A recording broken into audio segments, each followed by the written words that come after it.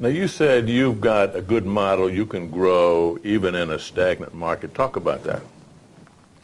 Well, our model is based mostly on solution dye fibers, is where from the beginning we found Aquafil reason to exist, to be able to provide our customer with a large variety of colors, a large variety of SKUs, a large variety of denier and size, and be able to provide them with packages.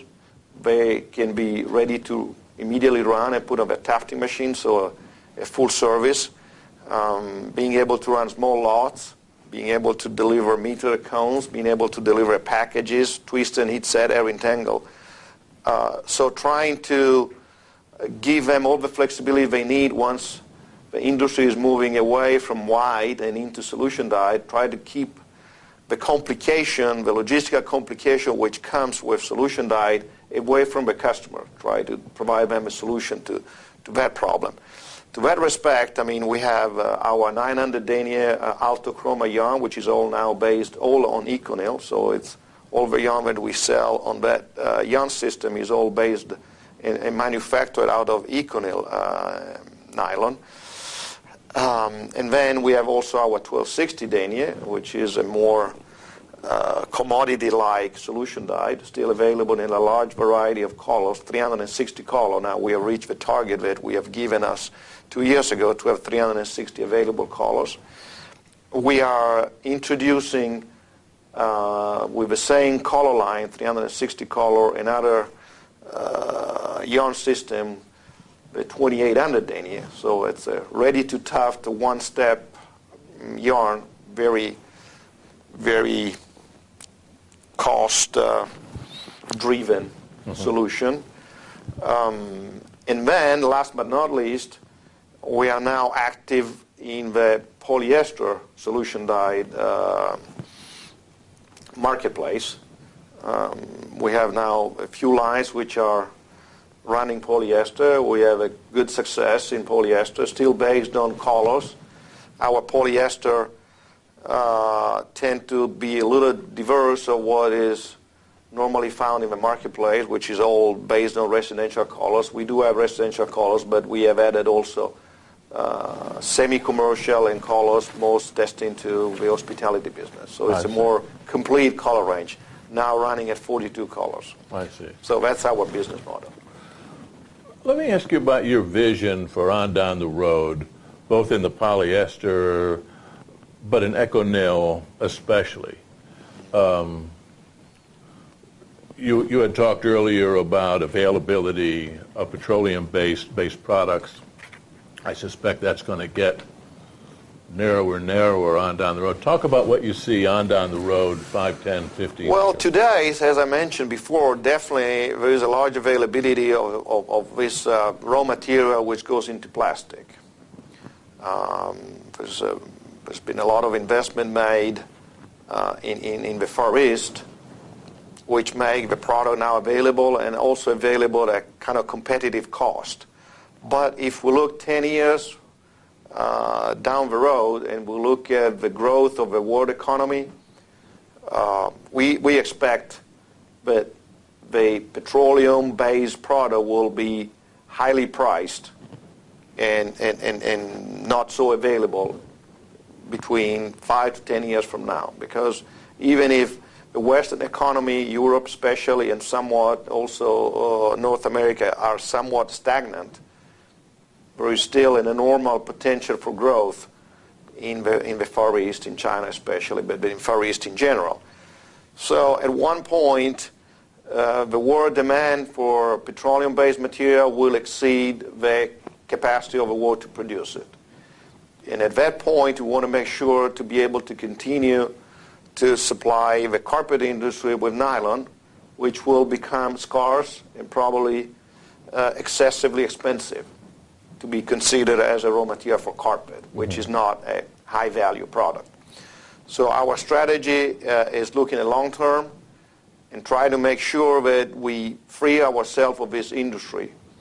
Not really for the next 5 years, because in the next 5 years probably the contingency will still lead the game and make nylon available at a relatively inexpensive cost. But we expect in 5 to 10 years the situation to be very different. So that's why we want to keep investing in ECONYL.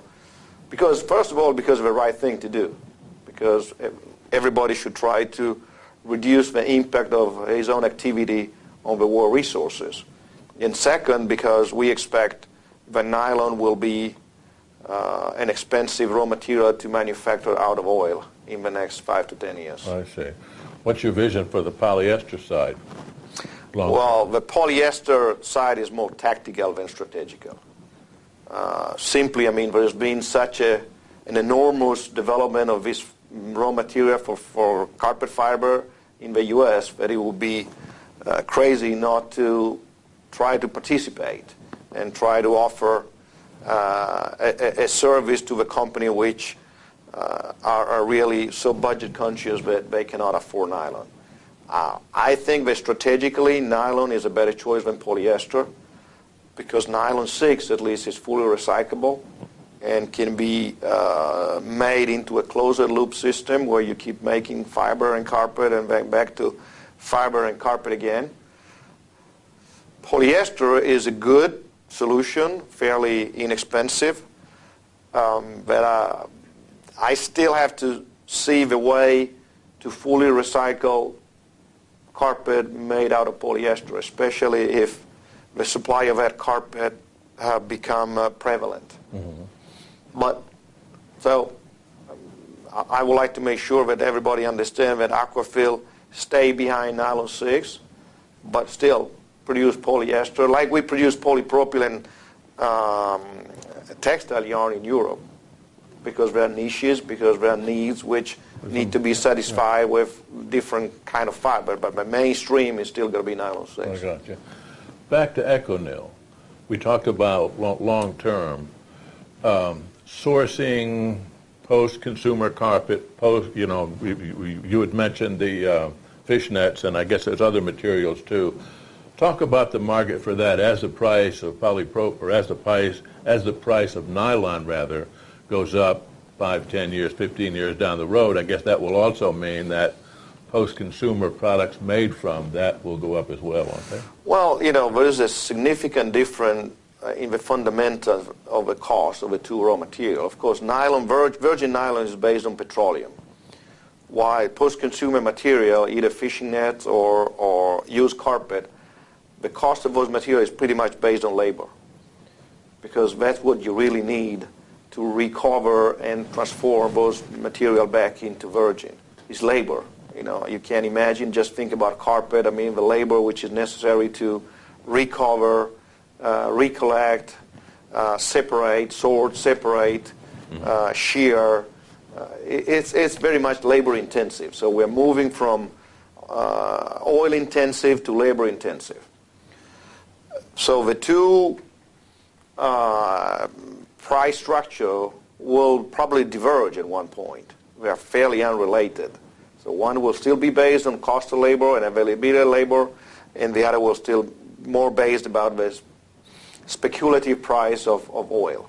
So we want to move away from that and be more driven by the cost of labor. Definitely, there are progresses to be made in that process. Recollecting carpet, processing carpet, shipping carpet, moving this raw material is something that still, I would say, need improvement. We're still not yet an industry which is strong enough to be completely self-supportive in this marketplace. Aquafil will be even more involved than has been till now into that part of the process from used carpet to new fiber. We are getting ready to invest some of our resources into that part of the process too. For right now, we've been limiting our intervention into how do we convert carpet shear into fiber. Now we need to also make sure that there is a an economically viable way of collecting carpet and make it into raw material for the ECONYL process in an economical way.